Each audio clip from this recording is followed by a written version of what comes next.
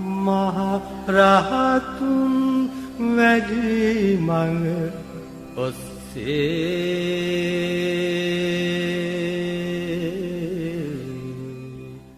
අපි ගතට බොහෝ ප්‍රතිකර්ම කරනවා. ගත ලස්සනට තියාගන්න, හැඩට තියාගන්න, ඒ වගේම සෞඛ්‍ය සම්පන්නව තියාගන්න. ඒ සඳහාමනේ අපි මුළු ජීවිත කාලයම වැය කරන්නේ. හැබැයි මේ හිත, ඔබ හිත වෙනුවෙන් මොනවද කළේ? පහුගිය සතියේ අපි හිත වෙනුවෙන් සුවිශේෂී පන්සිල් මළුව වැඩසටහන් මාලාවක් ආරම්භ කරා. එහි ප්‍රථම පියවර ආනාපාන සති භාවනාව පිළිබඳව අපේ පූජනීය ස්වාමින් වහන්සේ සමග සාකච්ඡා කිරීම. ඉතින් ඒත් සමග ඔබ අපට ගොනු කළ ප්‍රශ්න රාශියක් අද මා ස්වාමින් වහන්සේට යොමු කරනවා. ස්වාමින් වහන්සේ ආනාපාන සතිය තුළින් ධ්‍යාන මට්ටම් සකස් කරගෙන 4 වන ධ්‍යාන තලයට ගියාට පස්සේ නැවතත් ධ්‍යාන මට්ටම් වලින් පහළට බහින්නේ කොහොමද ස්වාමින් වහන්සේ? මෙහෙමයි නෝන, දැන් ඒ ඔබතුමිය මේ ප්‍රශ්න යොමු කරන්නේ ආනාපාන සති භාවනාව තුළින් යම් කෙනෙක් ධ්‍යානගත සමාධියට පත් වුණාට පස්සේ, ඒ කියන්නේ පළවෙනි, දෙවෙනි, තුන්වෙනි, හතරවෙනි ධ්‍යානගත සමාධියට පත් වුණාට පස්සේ ඒ හතරවෙනි ධ්‍යාන තලයට පත් වුණ කෙනා කොහොමද ආයිමත් පෙරලා තමන් පටන් ගත්තා උතනට එන්නේ කියන කාරණේ, ඒ කියන්නේ ධ්‍යාන වලින් පසුබසින්නේ කොහොමද කියන කාරණය. එතෙන්දී නෝනා දැන් මම මුලින් පැහැදිලි කළා එදා වැඩසටහනේදී අනිවාර්යයෙන්ම ආශ්වාස ප්‍රාශ්වාසයේ දිගභාවය, කෙටිභාවය, ඒ වගේම සංහිඳීම දකිමින් ප්‍රීතිය, සැපය දකිමින් උපේක්ෂාව කියන තැනට අපි හිත අරගෙන යනවා. තේරෙනවද? ඒ උපේක්ෂාව කියන තැන තමයි මං කිව්ව අර ප්‍රභාස්වර ආලෝක සංඥාව කියන තැන. ඒක මං එදා වැඩසටහනේදී පින්වතුන්ලාට බෙදලා දක්වලා තියෙනවා. ඒ නිසා එතන මේ මාර්ගය ඔස්සේ කෙනෙක් උපේක්ෂාව කියන හතරවෙනි ධ්‍යාන තලයට ගියාට පස්සේ ඒ හතරවෙනි ධ්‍යාන තලයේ තුල එයා කැමැති තාක් ඉඳිමින්, ඒ අර ආලෝක සංඥාව දකිමින් කැමැති තාක් හතරවෙනි ධ්‍යාන තලයේ ආස්වාදයේ විඳිමින් ඉඳලා එයාට දැන් හිතුනොත් මම දැන් ධ්‍යාන මට්ටම් වලින් පල්ලෙහාට යනවායි කියන කාරණේ එයා කරන්න ඕනේ අර හතරවෙනි ධ්‍යාන තලයට අදාළවර ආලෝක සංඥාව දැකීමෙන් බැහැර වෙනවා. තේරුණාද? දැන් මෙච්චර වෙලාවක් එයා ආලෝක සංඥාවනේ දැක්කේ. ප්‍රීතිය ගැන හිතුවෙත් නැහැ, සැපය ගැන හිතුවෙත් නැහැ, ආස්වාසය ගැන දැක්කෙත් නැහැ. එයා දකිමින් හිටියේ අර හතරවෙනි ධ්‍යාන තලයට අදාළව ප්‍රභාෂ්වර වූ ආලෝක සංඥාව, අර උපේක්ෂාව කියන තැන. ඒතකොට එතනින් එයා ඒ ආලෝක සංඥාවෙන් හිත බැහැර කරලා ආයිමත් එයා සැපය කියන තැනට හිත ගන්නවා. තේරුණාද? දැන් ආලෝක සංඥාවෙන් එයා හිත බැහැර කළා. දැන් ආලෝක සංඥාවෙන් හිත බැහැර කරන මොහොතේ එයා හතරවෙනි ධ්‍යාන තලයෙන් මිදෙනවා. මිදිලා එයා දැන් අර සැපය දකිමින් ජීවත් වෙනවා. ශරීරය තුළ සකස් වෙනා වූ සැපය දකිමින්. ඒතකොට ඒ සැපය දකිමින් ජීවත් වෙනවා කියන්නේ එතනදී එයා තුන්වෙනි ධ්‍යාන තලයට පසුබැස්සා. ඒතකොට ඒ තුන්වෙනි ධ්‍යාන තලයට පසුබැසලා ඒ සැපය දකිමින් එයා ජීවත් වෙමින් ඊට පස්සේ එයා ඒ සැපය තුලින් ප්‍රීතියත් මතු කරලා දකිනවා. තේරෙනවද? එතකොට දැන් මුලින්ම එයා සැපය තුලයි දැක්කේ. ඒ කියන්නේ එයා තුන්වෙනි ධ්‍යාන තලයට පසුබැස්සා. ඊට පස්සේ සැපය ඇතිතාක් දකිමින් ඉඳිමින් ඊළඟට ඒ සැපය තුලින් එයා ප්‍රීතියත් මතු කරලා දකිනවා. කොතනද එයා ඉන්නේ? ප්‍රීතියයි සැපයයි තුල. එතකොට මේ ප්‍රීතියත් සැපයත් දකිනවා කියන කාරණේ කියන්නේ එයා දෙවෙනි ධ්‍යාන තලයට පසුබැස්සා. එහෙම ප්‍රීතියත් සැපයත් දකිමින් එයා ඉඳලා ඊට පස්සේ ආයේ ප්‍රීතියත් සැපයත් තුලින් එයා නැවත අර සියුම් ආස්වාස ප්‍රාස්වාසයේ ස්වභාවයට හිත යොමු කරනවා. තේරෙනවද? අර සංහිඳිලා තියෙන ආස්වාසයටත් හිත යොමු කරනවා. දැන් එතනදී අර සංහිඳුනා වූ ආස්වාසයේ සියුම් සුරන් රැල්ලත් එයාට අරමුණු වෙනවා. ප්‍රීතියක් තියෙනවා, සැපයත් එයාට අරමුණු වෙනවා. ඒ කියන්නේ විචාර විතර්ක සහිත ප්‍රීතිය සැපය සහිත පළවෙනි ධ්‍යාන තලයේ කියන තැනට එයා දැන් පසුබැස්සා. තේරෙනවද? ඒ පළවෙනි ධ්‍යාන තලයට පසුබැස්සාට පස්සේ තමන් ක්‍රමානුකූලව ආස්වාසය වේගවත් කරගෙන ස්වභාවික තත්වයට එන්නයි තියෙන්නේ. තේරෙනවද? ඒ වගේ ආනාපාන සතිය තුලින් අපි ධ්‍යාන මට්ටම් වලට ගියේ යම්සේද ඒ හා සමානව නොවන අපි ධ්‍යාන මට්ටමින් ධ්‍යාන මට්ටමට පසුබැහැලා පළවෙනි ධ්‍යාන තලය සකස් කරගත්තාට පස්සේ, ඒ කියන්නේ විචාර විතර්ක ප්‍රීතිය සැපය සහිත පළවෙනි ධ්‍යාන මට්ටම සකස් කරගත්තාට පස්සේ ආස්වාසයේ වේගවත් භාවය තුලින් හිටියා වූ තත්වයට යොමු වෙන්න තියෙනවා. එහෙම තමයි ධ්‍යාන මට්ටම් වලින් පල්ලෙහාට බහිනවා කියලා කාරණේ සකස් වෙන්නේ. ස්වාමීන් වහන්සේ ආනාපාන සතිය වඩනකොට කෙනෙකුට නොදෙනී යාම සිද්ධ වෙන්න පුළුවන්ද? දැන් මේ අවස්ථාවට කෙනෙක් සිහියෙන් මුහුණ දෙන්නේ කොහොමද? මෙහෙමයි නෝනා, දැන් කුමන භාවනාවකදී හෝ වේවා නොදෙනී යනවායි කියන කාරණය ආස්වාදයේ අන්තයක්. ඒක හොඳට තේරුම් ගන්න. කොතනදිවත් නොදෙනී යාමක් සිද්ධ වෙන්නේ බැහැ. ඒ නොදෙනී යනවායි කියලා කියන්නේ අපි ඒ මොහොතේ සිත ප්‍රත්‍යක්ෂාවට ලක් කරන්නේ නැහැ. ඒ කියන්නේ සිත ප්‍රත්‍යක්ෂාවට ලක් කරන්නේ නැහැ කියන්නේ නිරතුරුවම සිතේ සතිය සිහියෙන් අපි බැහැරට යනවා. ඒ බැහැරට යන්නේ කුමක් නිසාද? භාවනාවේදී ලබන්නා වූ ආස්වාදය නිසා. ඒ ආස්වාදයේ තියුණු භාවය නිසා සතිය සිහිය දුර්වල වෙනවා. අනිවාර්යයෙන්ම ආස්වාදයේ අන්තයක් කරා අපි හැම වෙලාවම ගමන් කරනවා. ඒකයි කියන්නේ භාවනා කරන කෙනා හැම වෙලාවම සිත ප්‍රත්‍යක්ෂාවට ලක් කරන්න ඕනේ. සිත ප්‍රත්‍යක්ෂාවට ලක් කරනවා කියන්නේ සිතේ ස්වභාවය නිරතුරුවම සතිය සිහියෙන් යුතුව දකිමින් ඉන්න වෙනවා. මෙතනදී නම් දකිනවා ආනාපාන සතියේදී, විදර්ශනාවේදී නම් නුවණින් මෙනෙහි කරනවා. එතන තමයි සිත ප්‍රත්‍යක්ෂාවට ලක් කරනවා කියන්නේ හැම වෙලාවම සිතේ ස්වභාවය දකිමින් අපි කටයුතු කරනවා. එහෙම නැත්නම් සිත විදර්ශනා නුවරට ලක් කරමින් කටයුතු කරනවා. එනිසා ආනාපාන සති භාවනාවේදී හුඟක් වෙලාවට නොදෙනී යනවායි කියන කාරණය පින්වතුල්ලා නගන්නේ එයා ආස්වාසේ දිගභාවය දකිමින් ඉන්නවා. ආස්වාසේ දිගභාවය දකිමින් ඉන්නකොට ආස්වාසේ ක්‍රමානුකූලව කෙටි වෙනවා. කෙටිභාවය දකිමින් ඉන්නවා. කෙටිභාවයත් සියුම් වෙලා අන්න ආස්වාසේ සංහිදීම කියන තැන එනවා. ඒ කියන්නේ අර සියුම් ආස්වාස පැල්ලක් දැන් උදරය හරහා ක්‍රියාත්මක වෙනවා. ඒතර එයාට නාසයෙන් ආස්වාස ප්‍රාස්වාසයක් දැන් දැනෙන්නේ නෑ. ඒ කියන්නේ එයාගේ ඉන්ද්‍රියන් හොඳටම සංවර වෙලායි තියෙන්නේ. තේන අර ගොරෝසු ස්වභාවය නැති වෙලා පංච නීවරණ යටපත් වුණා. මෙන්න මේ තැනදි තමයි භාවනා යෝගියා කියන්නේ නොදෙනී යනවායි කියන කාරණේ. එතකොට මෙන්න මේ නොදෙනී යනවායි කියන කාරණය සකස් වෙන්නේ කුමක් නිසාද? අර ආස්වාසේ සියුම්භාවයට නැත්තම් සංහිඳීමෙන් හිත බැහැරට ගන්නවා යා. මෙතන තියෙනා වූ ආස්වාදය නිසා, ආනාපාන සති භාවනාව තුළ ලබන්නා වූ ආස්වාදය නිසා ඒ ආස්වාදයේදීම තුලින් මේ අන්තයට යනවා. ඒ නිසා මොනම හේතුවක් නිසාවත් අර සියුම් සුරන් රැල්ලෙන් බැහැරට හිත ගන්න එපා. හැම වෙලාවම අර සියුම් සුරන් රැල්ල දකිමින් ඉන්න. ස්වාමීන් වහන්සේ දැන් සුළං රැල්ලෙන් බාහිරට අපේ හිත යනකොට නැවතත් සුළං රැල්ල කෙරෙහි හිත පිහිටුවීමට අපි අපේ හිතට බල කරන්නේ කොහොමද? මෙහෙමයි උතන ප්‍රශ්න තියෙන්නේ සතිය සිහිය කියන වචනේ. අරමුණ කෙරෙහි ඇති කරගන්නා වූ සතිය සහ සිහිය. තේරෙනවද? එතකොට අරමුණ කෙරෙහි සතිය සහ සිහිය ඇති කරගන්න නම් අපි නිරතුරුව මේ භාවනාව පිළිබඳ නුවණින් මෙනෙහි කරලා දකින්න වෙනවා. භාවනා කරන්න පෙර ආතුව කුමක්ද මෙතන මෙහෙම දෙයක් මතුනොත් කුමක්ද මෙතනදි කරන්න කියලා. එතන තමයි ගුරුවරයා කියන කෙනාගේ හෝ ඊට අදාළ සූත්‍රයේ තියෙන වටිනාකම තියෙන්නේ. ඒ නිසා නිරතුරුවම එතනදී අපේ ආස්වාසයේ සියුම් භාවයට සංහිඳින සුදාවට පත් වුණාට පස්සේ ඒ සියුම් සුලන් රැල්ල දිහා දකිමින් අපි ඉන්නවා. ඒ සියුම් සුලන් රැල්ල දකිමින් ඉන්න තැන තමයි අන්න අපි ඒ සුලන් රැල්ල දැකීම නවත්තලා දැන් අපි ප්‍රීතිය කියන කාරණේ ඇති කරගන්න. දැන් මේ පළවෙනි ධ්‍යාන තලයට එන්න තැන තමයි උතන සකස් වෙන්නේ. ඕක ධ්‍යාන මට්ටමක් නෙමෙයි ඈ. තාම පළවෙනි ධ්‍යාන තලයට ආවේ නැහැ. පළවෙනි ධ්‍යාන තලයට ආවනම් ප්‍රීතිය සැපය තියෙන්න ඕනේ. දැන් එතෙන්දී අනිවාර්යයෙන්ම තාම පළවෙනි ධ්‍යාන මට්ටමට ඇවිල්ලා නැහැ. ඒ නිසා Taman දක්ෂ වෙන්න ඕනේ අර ආස්වාස ප්‍රාස්වාසයේ සියුම් වෙලා සියුම් වෙන තැනදී ඒක අන්තයට යන්න දෙන්නේ නැතුව ඒ ආස්වාසේ සියුම් සුලන් රැල්ල දකිමින් ප්‍රීතිය කියන කාරණේ මතු කරගන්න. තේරෙනවද? එතකොට ඔබ ප්‍රීතිය අමුතුවෙන් මතු කරගන්න අවශ්‍යතාවයක් නැහැ. අනිවාර්යයෙන්ම මේ ගොරෝසු ස්වභාවය සියුම් වෙලා ආස්වාසේ සියුම් භාවයට පත් වෙනකොටම නෝනා අනිවාර්යයෙන්ම මේ කය තුලින්ම ප්‍රීතිය මතුවෙලා එනවා. ඒක ස්වභාවික දෙයක්. තේරෙනවද? කය තුලින් ප්‍රීතිය මතුවෙලා එනවා. එතනදී ඔබට කය අරමුණු වෙන්නේ නැහැ. මේ රූපය අරමුණු වෙන්නේ නැහැ. රූපය හැටියට ඔබට අරමුණු වෙන්නේ ප්‍රීතියයි කියලා මං එදා මතක් කළා. මොකද එතන ප්‍රීතිය බවට පත් වෙන්නේ ආස්වාසයමයි. එතනදී තමයි අපි අන්න අර සියුම් ආස්වාසයට තියෙන හිත දැකීම අයින් කරලා ප්‍රීතිය කියන කාරණේට හිත ගන්න. තේරෙනවද? දැන් ඔතනදී නොදැනී යනවා කියන්නේ මොකද්ද?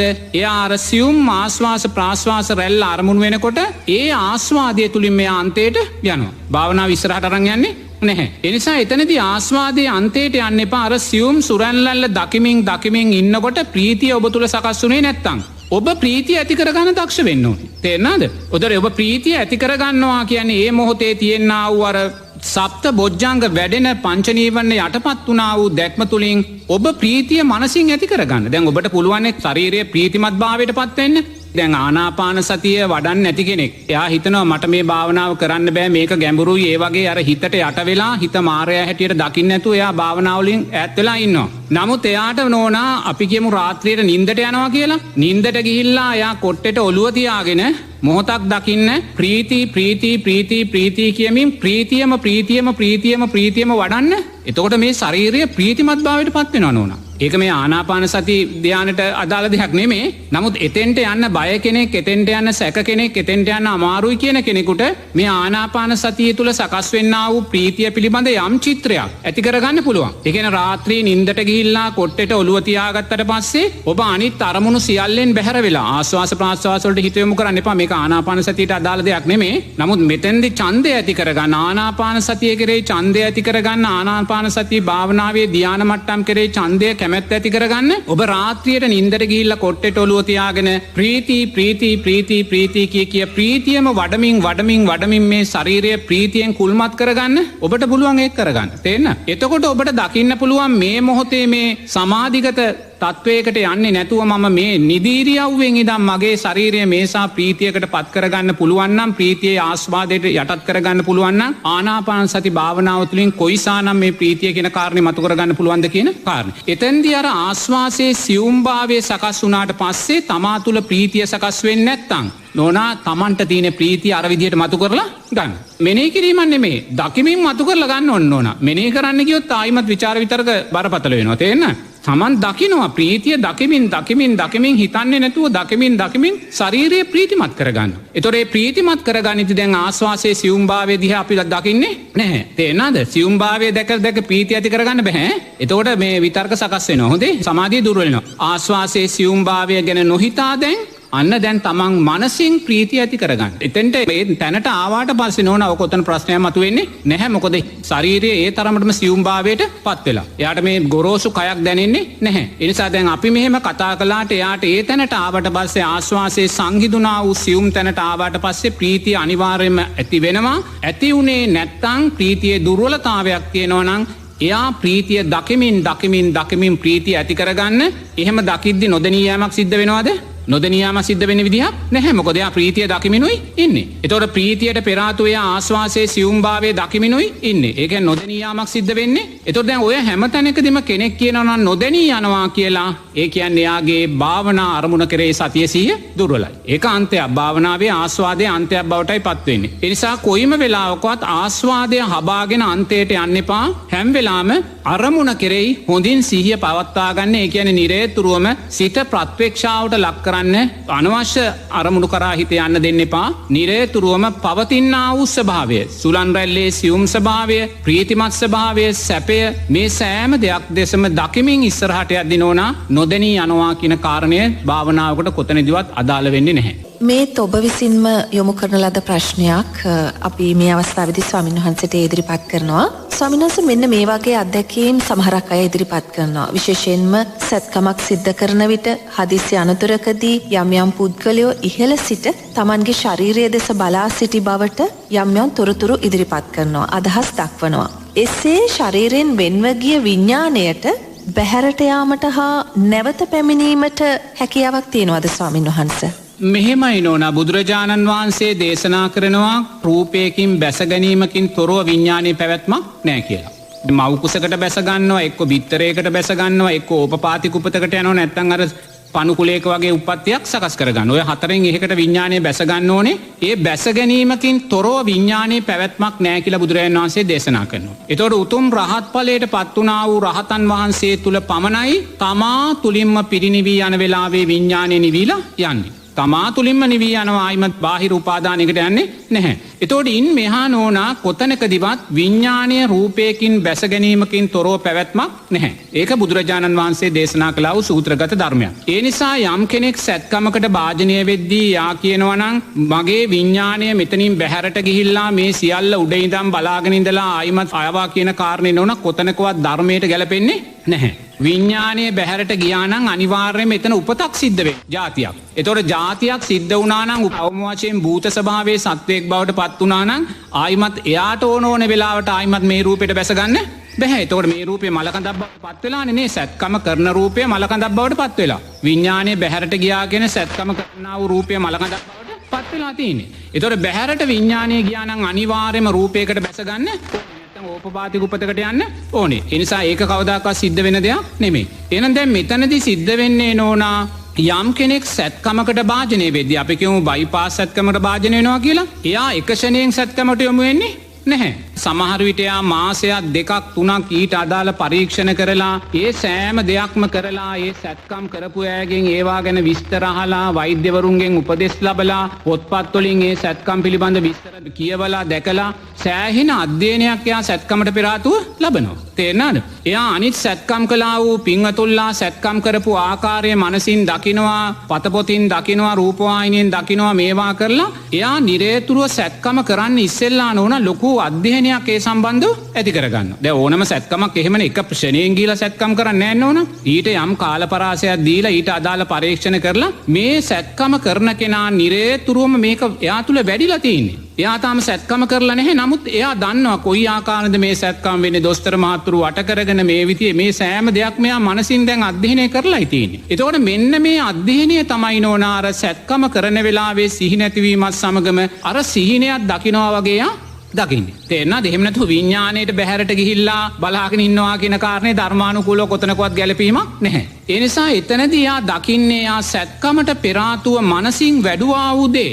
මනසින් දැක්කා වූ දේ අපි අර දවල්ට දකින දේ රැට හීනෙන් දකිනවා වගේ අර සැත්කම කරන වෙලාවේ යා මනසින් නෝනා අර දැක්කා වූ දේ තුලින් එයා මේක මතු කරලා දකිනවා. නැතු එයා කරන සැත්කම දකින්නේ නැහැ. නිරේතුරුම දැන් එයා දන්නවනේ මේ සැත්කම කරද්දී කවුද දොස්තර මහත්තයා මේක කරන්න කියලාත් එයා දන්නවනේ නේ කරන්න ඉස්සෙල්ලා. එතකොට මේ රූපයන් යාට මැවිලා පේනවා නෝනා. එහෙම නැතුව විඥානය බැහැරට ගිහිල්ලා කියලා කතාවක් නෙමෙයි. ඒ නිසා විඥානය බැහැරට යනවා නම් අනිවාර්යෙන් මේක උපතකට යා යුතුමයි. ඒක ධර්මතාවයක්. තේරෙනවද? ඒ කියන්නේ මේක මලකඳක් බවට පත් වෙලා උපතකට යා යුතුයි. ඒ වගේමයි නෝනා අපි නිරෝධ සමාපත්තිය ගැන කතා කරනකොට ඒ නිරෝධ සමාපත්තියේදී මේ අපේ ස්වාමින්වහන්සේලා දේශනා කරනවා නිරෝධ සමාපත්තියේ සමවදින රහතන් වහන්සේට නිරේතුරුවම ශරීරයේ උණුසුමක් තියෙනවා. ආයුෂයක් තියෙනවා. ඉන්ද්‍රිය ප්‍රසන්න භාවයක් තියෙනවා. නමුත් විඥානයේ ශරීරය තුල නැහැ කියන කාරණයක්. දැන් මෙන්න මේ කාරණයක් බුදුරජාණන් වහන්සේ දේශනා කළා වූ අර රූපයකට බැස ගැනීමෙන් තොරව විඥානයේ පැවැත්මක් නැහැ කියන ධර්මයට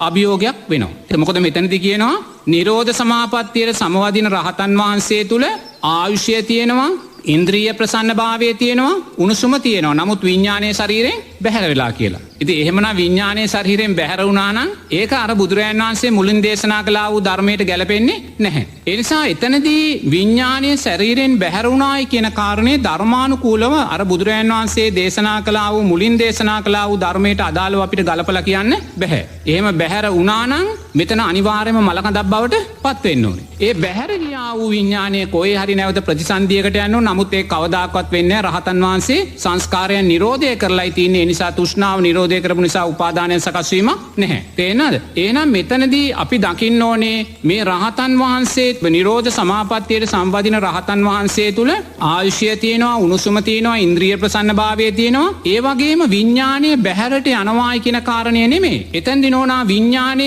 සියුම් භාවයට පත් වෙලා. තේරෙනවද? බල රහිත භාවයට පත් වෙලයි ඒ නිරෝධ සමාපත්තිය තුල රහතන් වහන්සේ තුල විඥානය පවතින්නේ. තේරෙනවද? බල රහිත භාවයට පත් වෙලා බල රහිත භාවයට පත් වෙනවා කියන කාරණයෙන් මම අදහස් කරන්නේ අපේ සූත්‍රගත ධර්මයේ තියෙනවා අතීතයේ කකුසඳ බුදුරජාණන් වහන්සේගේ ප්‍රධාන ශ්‍රාවකීන් වහන්සේ නිරෝධ සමාපත්තියට සම්වදිනවා. නිරෝධ සමාපත්තියට සම්වදින රහතන් වහන්සේ කවදාකවත් පින්වතුන් ගැවසෙන තැනක මිනිස්සු එහෙම යන තැනක කවදාකවත් නිරෝධ සමාපත්තියට සම්වදින්නේ නැහැ. කාටවත් ඇස නොගැටෙන තැනක කෙනෙක් නොයන තැනක තමයි නිරෝධ සමාපත්තියට සම්වදින්නේ. මොකද දින 7ක් වගේ ඒ අදිෂ්ඨානය තුල ඉන්නේ. නමුත් මේ රහතන් වහන්සේ ඒ වගේ කැලේ බොහොම නිස්කලංක කවුරුත් නැති තැනක නිරෝධ සමාපත්තියට සමවැදුණා. අර දර කඩන දරුවෝ කට්ටියක්, ගොපලු දරුවෝ කට්ටියක් මේක දකිනවා. මේ ස්වාමීන් වහන්සේ කෙනෙක් මෙතන ඉන්නවා. මොකද්ද මේ සමාධිය කියලා ඒගොල්ලෝ දන්නේ නැහැ. ඒගොල්ලෝ හොල්ලලා බලනවා, තට්ටු කරලා බලනවා, කෝට්ටක් අරන් ගහලා බලනවා, හෙල්ලෙන්නෙත් නැහැ, මුකුත් නැහැ. මේ ළමයි හිතනවා මේ ස්වාමීන් වහන්සේ අපවත් වෙලා කියලා. එහෙම හිතලා වටේට තියෙන දර ටික ඔක්කොම ගෙනල්ලා වට කරලා දාලා ගිනි තියනවා. දැන් මේ රහතන් වහන්සේව ගිනි ගන්නවා. නමුත් ගිනි තිබ්බට පස්සේ මේ ළමයි ටික යනවා. දැන් ඉතින් මේක ගිනි ගන්නවා කියලා දන්නවනේ. තීන කොට ටික ඔක්කොම දාලා ගිනි තියලා ළමයි ගියා.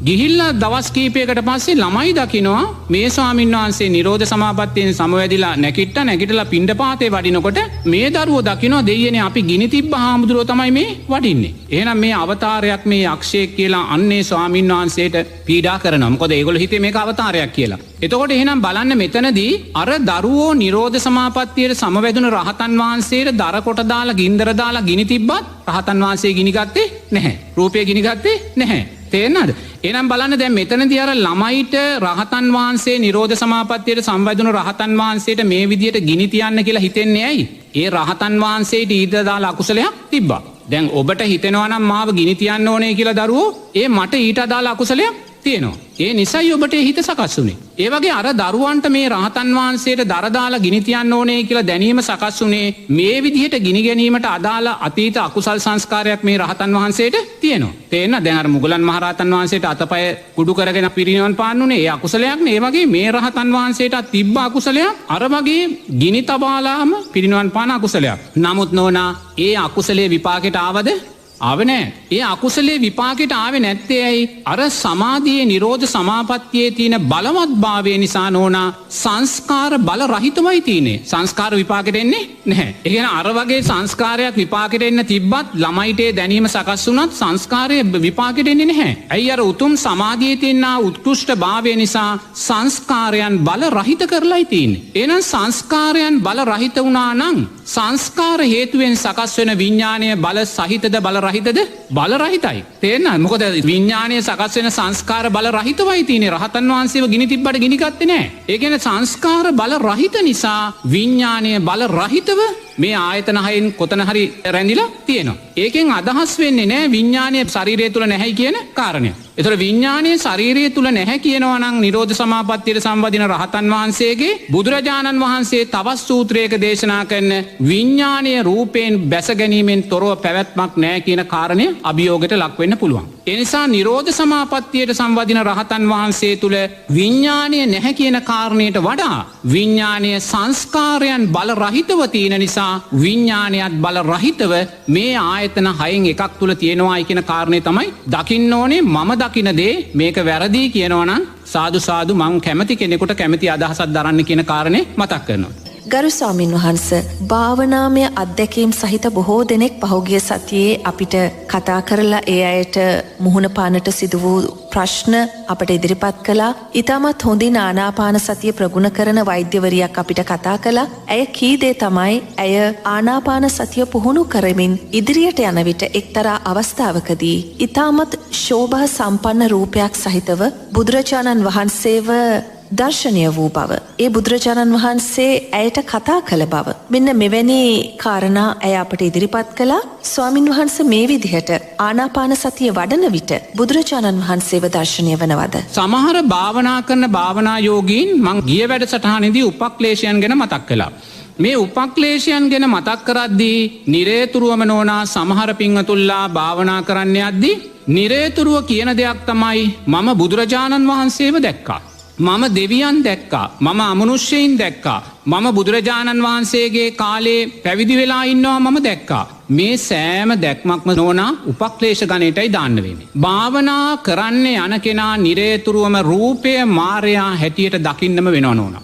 භාවනා කරන කෙනා රූපය මාරයා හැටියට දකින්න වෙනවා. රූපය මාරයා හැටියට නොදැක භාවනා කරන්න ගියොත් අපිට භාවනාවේ සැබෑ ප්‍රතිඵල ගන්න බැහැ. මොකද මේ පුරුදු වෙන්න භාවනා කරනවානේ මේ සාරා සංක කල්ප ලක්ෂ සියක් කෝටි ප්‍රකෝටි ගානක් ආපු මේ දීර්ඝ භව ගමනේදී නෝනා අපි බුද්ධෝත්පාද කාලවලත් අබුද්ධෝත්පාද කාලවලත් එරමිනියා ගොතාගෙන භාවනා කරපු කාලයන් එක දිගට අපි මැනලා ගත්තොත් කල්ප ගානක් අපි එක දිගට එරමිනියා ගොතාගෙන ඉඳලා තියෙනවා. ඒසා එරමිනියා ගොතාගෙන අපි සංසාරේ භාවනා කරලා තියෙනවා. නමුත් ඒ සෑම තැනකදීම අපි රූපේ මාරයා හැටියට දැක්කේ නැහැ. ඒ නිසා බුදුරජාණන් වහන්සේ දේශනා කරන්නේ තමන් ආනාපාන සති භාවනාවේදී වේවා විදර්ශනාවකදී වේවා නෝනා රූපයක් අරමුණු වුණොත් ඒ රූපය බුදුරජාණන් වහන්සේගේ උනත් ප්‍රශ්නයක් නෑ. සාරිපුත්ත මහරහතන් වහන්සේගේ උනත් ප්‍රශ්නයක් නෑ. රුවන්වැලි මහා සෑය අරමුණු උනත් ප්‍රශ්නයක් නෑ. හිත මාරයා රූපය මාරයා කියලා අපි දකින්න ඕනේ. දැකලා වහා මේ හිත අනිත්‍යයි කියලා දැකලා අරමුණට හිත පිහිටන්න ඕනේ. අරමුණට හිට පිහිටුවේ නැත්තන්න ඕනා නිරේතුරුවම අපි අර අරමුණුනා වූ දැක්කා වූ රූපය නිසා නැවත භාවනාව නිසාම භවය සකස් කරගන්නා වූ අවාසනාවන්තය බවට පත්වෙනවා. නමුත් බුදුරජාණන් වහන්සේව දකින අවස්ථාවන් දෙවියන් දකින අවස්ථාවන් භාවනාව තුළ තියෙනවා. නමුත් එතෙන්ට යන්නේ නෝනා හතරවෙනි ධ්‍යානතලයේ සකස් කර ගත්තාට පස්සේ. හතරවෙනි ධ්‍යානසලයට සකස් කරාගත්තාට පස්සේ රූපාවචර ධ්‍යාන මට්ටම් වලට යනවා අරූපාවචර ධ්‍යාන මට්ටම් වලට යනවා නම් අරූපාවචර ධ්‍යාන කරා යන්න පුළුවන්. එහෙම නැත්නම් අර චුතූපපාත ඥාන පූර්වේ නිවාසාසනුස් ඥානේ දිව්‍යසෝත දිව්‍ය චක්කු ඥානයන් කරා යන්නත් පුළුවන්. නමුත් මේ කොතෙන්ට යන්නත් අපි හතරවෙනි ධ්‍යානතලයට යන්න වෙනවා. හතරවෙනි ධ්‍යානතලයෙන් පස්සේ බුදුරජාණන් වහන්සේ සූත්‍රගත ධර්මයේදී චුතූපපාත ඥානයේ පූර්වේ නිවාසානුස් ඥානය ගැන කියන්නේ. එතකොට යම් කෙනෙකුට හතරවෙනි ධ්‍යානතලයේ ඉක්මවා ගියාට පස්සේ අවශ්‍ය නම් චුතූපපාත ඥානයේ පූර්වේ නිවාසානුස් ඥාන කරා යන්න පුළුවන්. නමුත් ඒක බුදුරජාණන් වහන්සේ වර්ණනා කරන තැන නෙමෙයි. ඒ නිසා නිරේතුරු අපි ඒවා දකින්නවා කියන්නේ නෝනා අතීත පංච උපාදානස්කන්ධයක් දකින්නවා කියන කාරණයයි. වෙන දෙයක් නෙමෙයි. මම පෙර ජීවිතේ කවුද කියලා මං හොයනවා කියන්නේ මොකද්ද? අතීත පංච උපාදානස්කන්ධය හොයනවා. මේ වර්තමාන පංච උපාදානස්කන්ධයත් අනිත්‍ය නම් අපි අතීත පංච උපාදානස්කන්ධයක් හොයන එකේ වැඩක් තියනවද? වැඩක් නැහැ. ඒ නිසා නිරේතුරුවම එක්කෝ හිත අනිත්‍යයි කියලා දකින්න නැත්නම් ඒ දකින්නා වූ භාවනාවේදී දකින්නා වූ රූපයන් අනිත්‍යයි කියලා දකින්න. තේරෙනවද? මොකද අපි බුදුරජාණන් වහන්සේ කියද්දී නෝනා අපිට බුදුරජාණන් වහන්සේව එකපාරට මැවිලා පේනවා. තේරෙනවද? මොකද අපි මව් කුසේ ඉඳන්ම බෞද්ධයෝ නේ? අපි මව් කුසේ ඉද්දි අම්මාගේ මව් කුසේ ඉද්දි අම්මා කරණීයමෙත සූත්‍රය කියනකොට අපි මව් කුසේ ගර්භාෂයේ ඉඳලා අහගෙන හිටියා. අම්මා පන්සල් ගිහිල්ලා වඳිද්දී අම්මා තුල සකස් වෙන්නා වූ සප්තබොජ්ජංග ධර්මයන් ඒ දරුවා තුල සකස් වුණා. අම්මලා පිරිස් සූත්‍රයක් කියනකොට පින්කමක් කරනකොට සාදු සාදු කියනකොට ඒ සෑම දැනීමක්ම මව් කුසේ ඉද්දි අපි ලැබුවා. ඒ වගේම අපි මේ බෞද්ධ අම්මා කෙනෙක්ගේ මව් කුසේ ඉපදුනේ පෙර ජීවිතවලත් අපි අනිවාර්යයෙන්ම බෞද්ධෙක්මයි. මේ මනුස්ස ලෝකයේ මේ බෞද්ධය හැටියට ජීවත් වෙලා හුඟක් 95%ක්ම නෝනා බුදුරජාණන් වහන්සේගේ කාලේ ඉඳන්ම මේ මනුස්ස ලෝකයේ තුලම දෝලණය වෙමින් එන පිරිසක්. බුදුරජාණන් වහන්සේගේ කාලේ ඉඳන්ම මේ මනුස්ස ලෝකයේ තුලම පින් කරමින් දන් දෙමින් මේ දෝලණය වෙමින් මැරෙමින් ඉපදෙමින් පැටිච්ච සමුප්පන්න වෙන පිරිසක්. ඒ නිසා බුදුරජාණන් වහන්සේගේ රූපකාය නෝනා අපේ හිතේ ඇඳිලා තියෙන්නේ. ඒතකොට අර භාවනාවේදී අර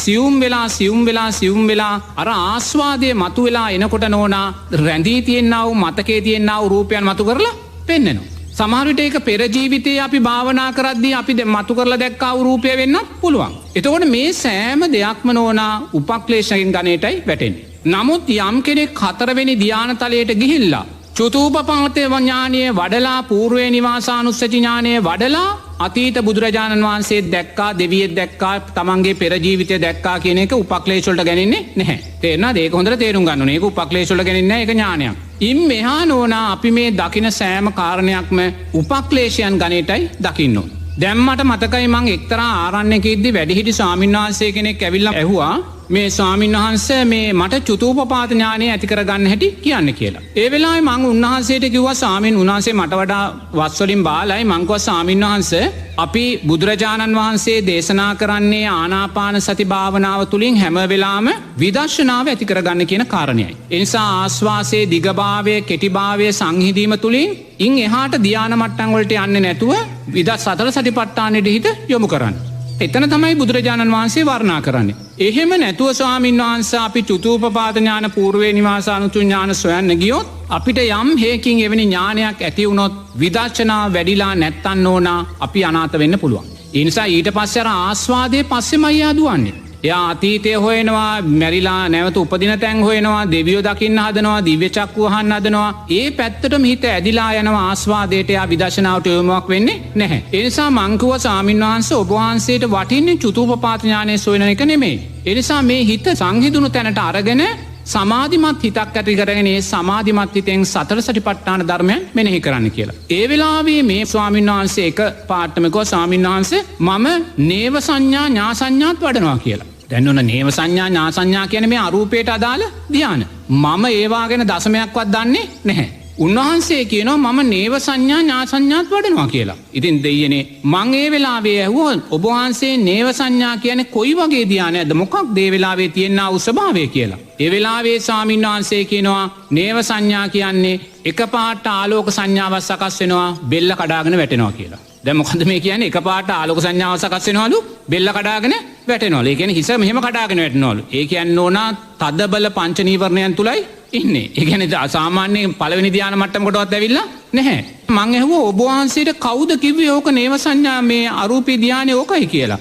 නෑ මගේ ගුරුවරයාට මම කිව්වා ගුරුවරයා කිව්වා මේක තමයි නේව සංඥා ධානය කියලා. ගුරුවරයාත් රැවටිලා ගෝලයාත් රැවටිලා. මොකටද මේ රැවටිලා තියන්නේ? උපක්ලේශ ධර්මයන්ට. නමුත් සමාධිය උන්වහන්සේ තුල තියෙනවා. සමාධිය තියෙන ඕන වෙලාවක කුටුවේ දොර වහගෙන උන්වහන්සේ සමාධිය තුල ඉන්නේ. නමුත් සමාධිය තිබ්බත් උපක්ලේශයන්ට රැවටිලා. අර පංච නීවරණයන් තුල ඉන්නා වූ ස්වභාවයක් බෙල්ල කඩා වැටෙනවා කියන්නේ අනිවාර්යෙන් මේ වෙලාවේ පංච නීවරණ තුල ඉන්නේ. නමුත් එවැනි ස්වභාවයක් අරූපී ධානයක් හැටියට දකිනවා. තව ස්වාමීන් වහන්සේ කෙනෙක් මට මුණ ගැහලා කිව්වා මම නිරෝධ සමාපත්තියට සම්වදිනවා කියලා. මං කිව්වා ඔබ වහන්සේ නිරෝධ සමාපත්තිය කියන්නේ කුමක්ද? මම නිරෝධයි නිරෝධයි නිරෝධයි නිරෝධයි නිරෝධයි නිරෝධයි නිරෝධයි එහෙම වඩමින් යනවලු. ගියාට පස්සේ එකපාරට මොනවද වෙන්නේ දන්නේ නැහැලු. ආයිමත් උදේලු ඇහැරෙන්නේ. ඒ ඇහැරෙනවා කියන්නේ නිරෝධ සමාපත්තියේ නැගිටිනවා. ඉතින් නෝනා මේ මොනවද මේ? තනිකර නෝනා මේවා උපක්ලේශ ධර්මයන්. මේ උපක්ලේශ ධර්මයන් නිසා මේසා බලවත් අනතුරු අපේ ස්වාමින් වහන්සේලා පවා සිද්ධ කරගන්න. ඒ නිසා මොනම අවස්ථාවකවත් භාවනාවේදී රූපය මායя හැටියටම හිත මායя හැටියටම දකින්න. විතර්ක සකස් වෙන මොහොතක් පාසා නැවත අපි භවය සකස් කරගන්නවා භාවනාවේ නාමයෙන්ම. එනිසා කොතනකදිවත් භාවනා කරද්දී බුදුරජාණන් වහන්සේ දැකීමේ අරමුණෙන් භාවනා කරන්න එපා. දෙවියෙක් දැකීමේ අමනුස්සයෙක් දැකීමේ අරමුණෙන් පෙර ජීවිතයේ දකින්න භාවනා කරන්න එපා. භාවනාව නිරේතුරු ඔබ යොමු කරගන්න ඕනේ මේ භව දුක සිඳගන්න විදර්ශනා නුවණ ඇති කර ගැනීමේ අරමුණෙන්මයි. අර පැති වැඩිලා ගියොත් ඔබ මේ සම්මා සම්බුද්ධ ශාසනයත් අහිමි කරගන්නවා. එනිසා ඔබ බුදුරජාණන් වහන්සේ දැක්කා කියන්නේ උතුම් සෝවාන් ඵලයට පත්වුණොත් පමණක්මයි. ඔබ භාවනා කරන්න ගිහිල්ලා දවස ගානේ බුදුරජාණන් වහන්සේ දැක්කා කියනවා නම් ඔබ තාම සෝවාන් ඵලයට පත් නොවි. ඒ කියන්නේ ඔබ තාම බුදුරජාණන් වහන්සේ දැකලා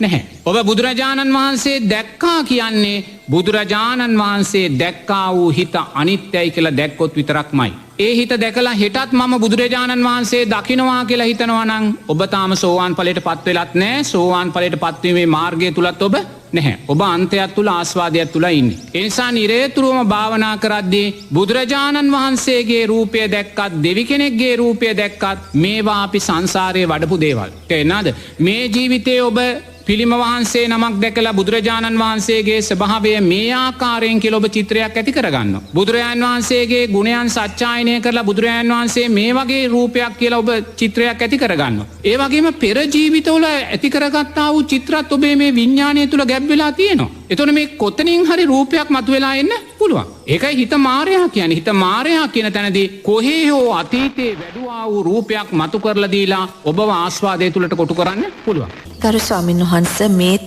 භාවනාමය අත්දැකීමක් අපිට කෙනෙක් ඉදිරිපත් කරන ලද ඇයත් කාන්තාවක් ඇය භාවනා කරමින් සිටින විට කළු බෝලයක් වැනි යමක් ඇගේ පපුවෙන් ඉවත්ව යනවා ඇයට ස්වාමීන් වහන්සේ දැනෙනවා. ඇය දකිනවා. ඒ වගේම වලාකුළු වල ස්පර්ශ වෙමින් ඇය අහසේ භාවනා කරමින් සිටිනවා ඇයට දැනෙනවා. පසුව ඇයගේ පපු ප්‍රදේශයෙන් ඉවත් වුණු කළු බෝලය නැවතත් ඇයගේ හදවත තුලට ඇදීනවා.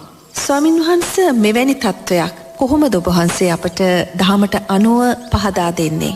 මෙහෙමයි නෝනද එතනදි තුනේ අරමුණ කෙරෙහි සතිය සිහිය පැවැත්වෙන්නේ නැහැ. දැන් ඒ කළු බෝල දකින්නේ උඩ යනවා දකින්නේ මෙතෙන්ට හිත තිබ්බේ නැති නිසානේ. ඉතින් දැන් ආස්වාසේ සියුම් රැල්ලට හිත තිබ්බේ නැති නිසා සියුම් රැල්ලත් පස්සේ අර ප්‍රීතියට හිත ගත්තේ නැති නිසා සැපයට හිත ගත්තේ නැති නිසා ඔය පැත්තේ හිත දුවලා තියෙන්නේ. එච්චරයි. ඔය දුවපු හිතක් ගැනනේ ඔය කියන්නේ. ඒතොර ඇයි හිත දිව්වේ මෙතන සැබෑ මේ අරමුණ කෙරේ හිත පිහිටුවේ නැහැ. දැන් කෙනෙක් සැබෑ අරමුණ කෙරේ ආස්වාසය කෙරෙහිම හිත පිහිටගෙන යනවා නම් ආස්වාසයේ දිගභාවය, කෙටිභාවය, සියුම්භාවය දකිමින් යනවා නම් සියුම්භාවයේ සකස් වුණ තැන යා ප්‍රීතිය මතු කරලා ගන්න නෝනා ඕවත් පේන්න විදියක් නැහැ නේ. ඕවා කොහොමද පේන්නේ? ඔතන තමයි උපක්ලේශයන්ගේ සියුම්භාවය. ඒක අල්ලන්න බෑ. උපක්ලේශයන්ගේ සියුම්භාවය ඒකයි. ඒක අපිව දිගින් දිගටම රවට්ටනවා. ඒක රැවටීමෙන් බැහැර වෙන්නේ අපි උතුම් සෝවාන් ඵලයටපත් වෙච්ච මොහොතක. එතකන් අපිට මේක රවට්ටගෙන යනවා. මොකද ඒවා ආස්වාදයන් නිසා එක පාටයා හිතෙතෙන්ට ගන්නවා. නමුත් ධානා මට්ටම් වල අරූපාවචර ධානා කියලා හතරවෙනි ධානයෙන් ඔබට ධානා මට්ටම් තියෙනවා. එතකොට මේ අරූපාවචර ධානවලදී එයා මොකද කරන්නේ? අර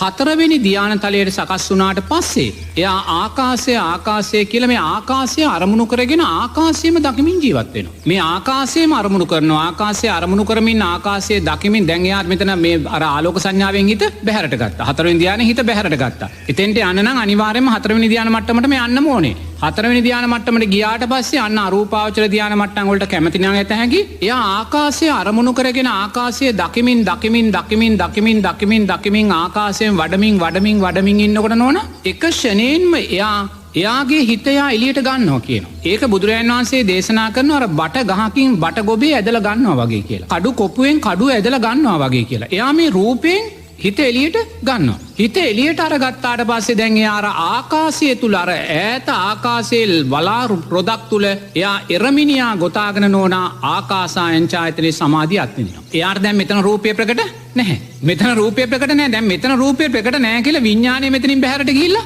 නැහැ. සමාධිය ආස්වාදය. විඥාණය මෙතන රූපයෙන් බැහැරට ගිහිල්ලා නැහැ. මේක මලඟදක් වෙලා. නමුත් එයාට දැන් මේ රූපය ප්‍රකට නැහැ. එයා ආකාශයේ වඩමින් වඩමින් වඩමින් දැන් එයා කැමතිතා කාලයක් නෝනා ආකාසායන ඡායතනයේ තියෙනා වූ අරූපී ධානයේ ආස්වාදයේ විඳිනවා. දැන් එයාට පේනවා එයා සියුම් රූපයක් ඝන රූපයක් නෙමේ සියුම්ම ඉරමිනියා ගොතාගෙන යා අර ආකාශය වඩනවා මිසක් එයාට මේ රූපයක් ගැන නෝනා එක දශමයකවත් දැනීමක් නැහැ. ඕක නෙවෙයි අරූපයේ තුල රූපයක් නැහැ කියලා කියන්නේ. දැන් සමහර ස්වාමීන් වහන්සේලා කියනවානේ අරූපයේ තුල රූපයක් නැහැ කියලා.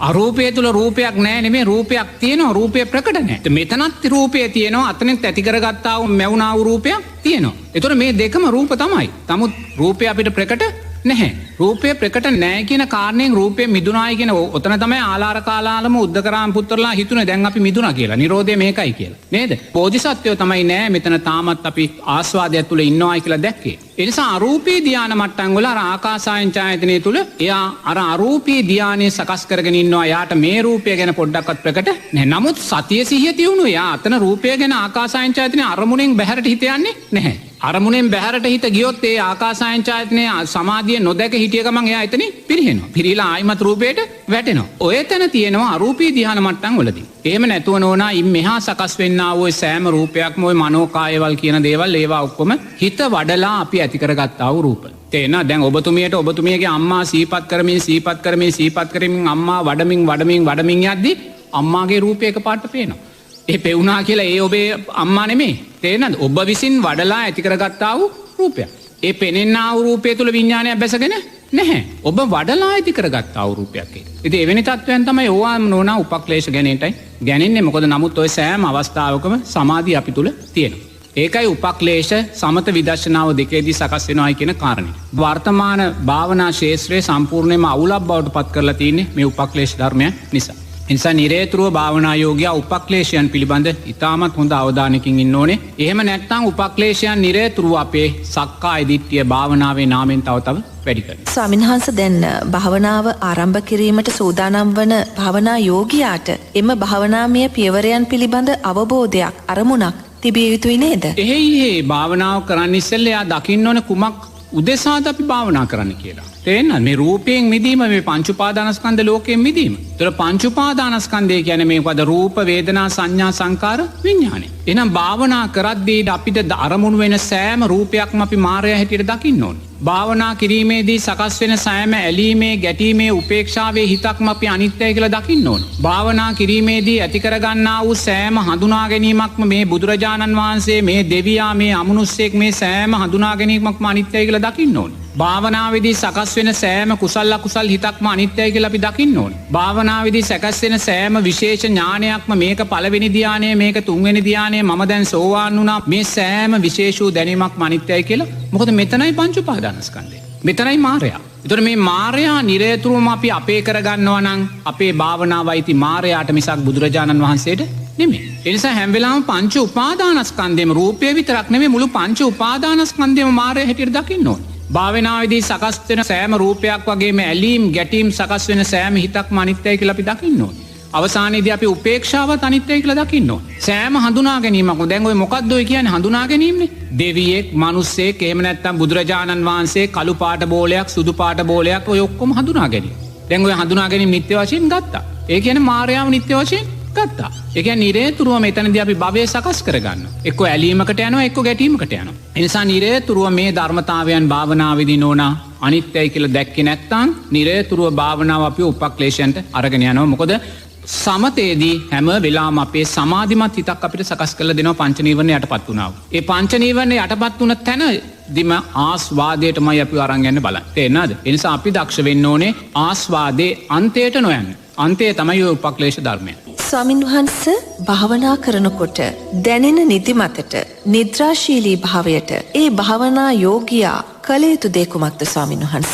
නිදිමත කියන කාරණය තීන මිද්දේටයි අයිති වෙන්නේ නෝන. ඒක පංච නීවරණ ධර්මයන්ගෙන් එකක්. නිදිමත කියන කාරණය අපි කාටත් ස්වභාව වූ ධර්මයක්. අතීතයේ මේ මුගලන් මහරහතන් වහන්සේ උතුම් රහත් ඵලයට පත්වෙන පෙර ආතුව. ඒ කියන්නේ සෝවාන් ඵලයට පත් වෙලා ඉන්න වෙලාවේ මේ නිදිමත කියන කාරණේ මුගලන් මහරහතන් වහන්සේටත් අප්‍රමාණ පීඩාවන් සකස් කරලා දුන්නා. බුදුරජාණන් වහන්සේ මුගලන් ස්වාමීන් වහන්සේ කෙරෙහි වැඩි අවධානයක් යොමු කළේ කාරණා දෙකක් නිසා. පළවෙනි කාරණේ තමයි බුදුරජාණන් වහන්සේ දිවසින් දැක්කා මුගලන් ස්වාමීන් වහන්සේ පිටිපස්සේ විපාකයේ පිණිස බලවත් අකුසල් තියෙනවායි කියන කාරණේ. අම්ම තාත්තාට පීඩා කිරීම ආදී බලවත් අකුසල් විපාකයේ පිණිස තියෙනවායි කියන කාරණේ බුදුරජාණන් වහන්සේ දැක්කා.